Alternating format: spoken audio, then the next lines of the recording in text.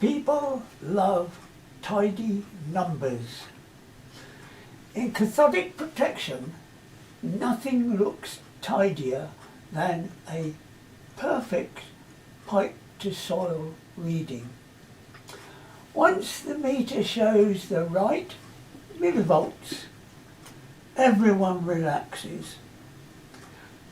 The report gets signed off, the box gets ticked, and the pipeline is declared safe. But pipelines don't read reports, and Corrosion doesn't care what number a committee agreed was good enough. Some of the worst failures I've seen had beautiful readings right up until the day the pipe leaked. Out in the field, I learnt that numbers can lie. You can get perfect readings while the steel is still corroding underneath. The reference electrode can be fooled. The soil can distort the field. The current can be taking an easier path that avoids the actual corrosion site. The meter tells you that the pipe is protected, but the metal tells a different story. That gap between what looks right on paper and what's happening in the ground is where disasters are born. When I developed tools to look at what was really happening at the metal surface, it wasn't some clever trick. It was just logical engineering. And when senior engineers saw leaks appearing exactly where the measurements said everything was fine, it shocked them.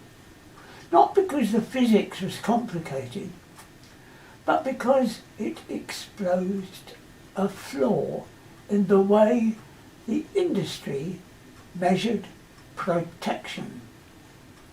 That's the moment you discover that challenging a measurement system isn't just technical, it's political. The uncomfortable truth is that perfect numbers are convenient. They protect reputations, budgets, contracts and institutions. If the readings are within spec, nobody has to admit that the method might be wrong.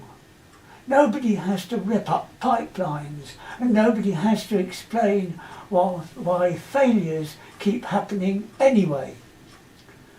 So the system quietly prefers neat answers over uncomfortable questions, even when real-world evidence says something doesn't add up.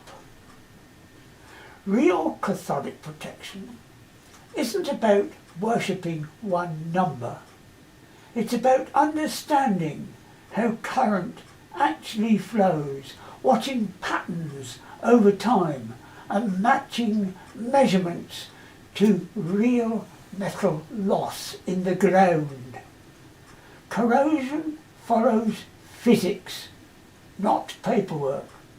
And when engineers forget that, the numbers stop being tools for safety and start becoming stories we tell ourselves, right up until the pipe reminds us who's really in charge.